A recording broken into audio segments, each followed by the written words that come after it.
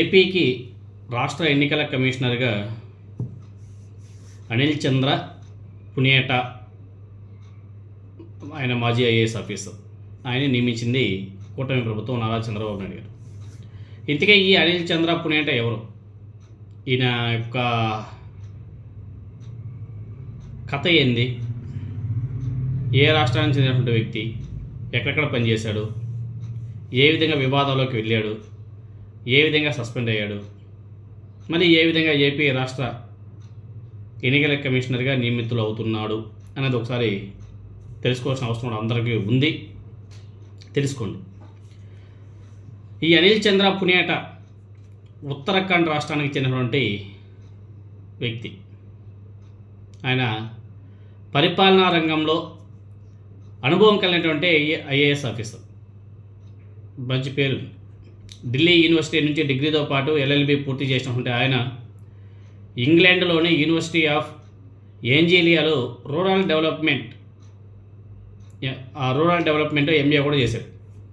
తర్వాత 1984 బ్యాచ్కి చెందినటువంటి ఈ అనిల్ చంద్ర పునియటను ఆంధ్రప్రదేశ్ క్యాడర్కు ఆనాడు కేటాయించడం జరిగింది. తన సేవలను ఫస్ట్ కడప జిల్లా రాజంపేట సబ్ కలెక్టర్గా ప్రారంభించినటువంటి ఆయన పార్వతీపురం సబ్ కలెక్టర్, మెదక్, తర్వాత కర్నూలు జిల్లాల జాయింట్ కలెక్టర్గా కీలక బాధ్యత వహించాడు. శ్రీకాకుళం జిల్లా కలెక్టర్గా కూడా పనిచేసినటువంటి సమయంలో ఉత్తమ సేవలు అందించడం జరిగింది ఈ అనిల్ చంద్ర పునియట.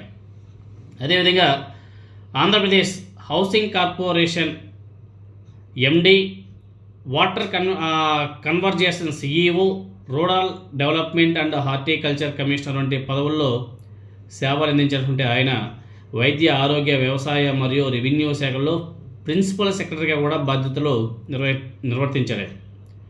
తర్వాత భూ పరిపాలన ప్రధాన కార్యదర్శిగా పనిచేసి 2018లో ఆంధ్రప్రదేశ్ ప్రభుత్వ ప్రధాన కార్యదర్శిగా చంద్రబాబు నాయుడు గారు ముఖ్యమంత్రిగా ఉన్నప్పుడు ఆయన బాధ్యతలు కూడా చేపట్టాడు.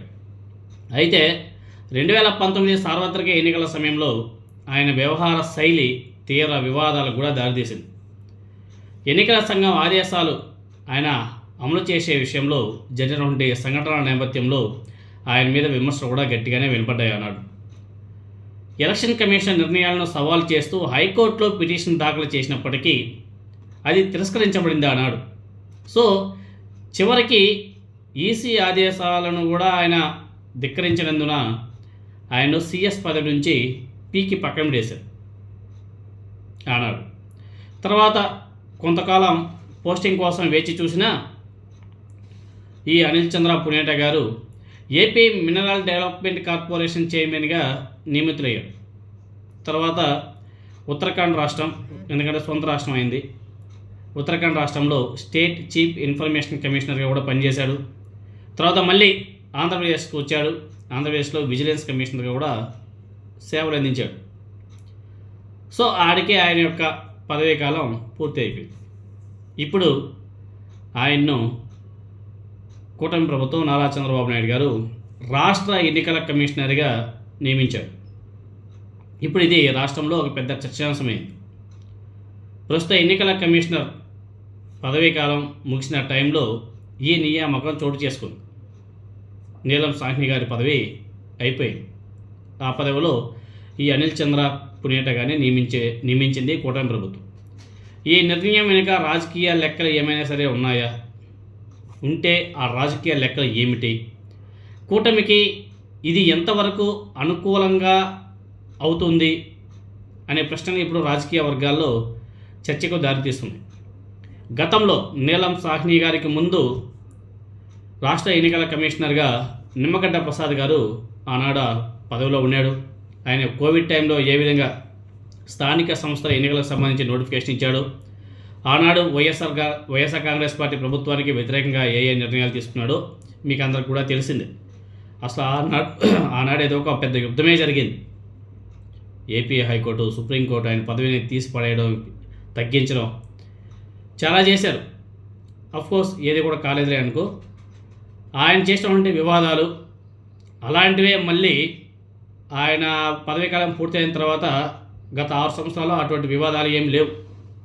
ఈవెన్ వైఎస్ఆర్ కాంగ్రెస్ పార్టీ నియమించినటువంటి నీలం సాహ్ని గారు కూడా ఎక్కడ కానీ ఒక బ్యాడ్గా పనిచేయలేదు.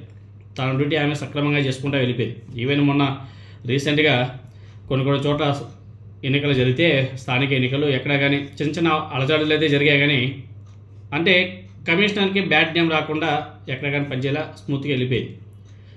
సో లాస్ట్ 6 సంవత్సరాలు అయితే సాఫీగా గడిచిపోయింది. ఇప్పుడు మళ్ళీ చంద్రబాబు నాయుడు గారు ఈ అనిల్ చంద్ర అనే ఐఏఎస్ ఆఫీసర్ని తీసుకువచ్చి, మాజీ ఐఏఎస్ ఆఫీసర్ని తీసుకువచ్చి మళ్ళీ ఆ పదవిని అప్పగిస్తున్నాడు. కాబట్టి మళ్ళీ దీంట్లో ఏమైనా సరే రాజకీయ కోణాలు ఏమైనా ఉన్నాయా, రాజకీయ లెక్కలు ఏమైనా ఉన్నాయా, ఈ 6 years రాబోయే 6 సంవత్సరాలు ఏ విధంగా ఉండబోతాయి అన్నది రాజకీయ వర్గాల్లో ఒక చర్చ కూడా దారితీస్తుంది. ముందు చూడాలి.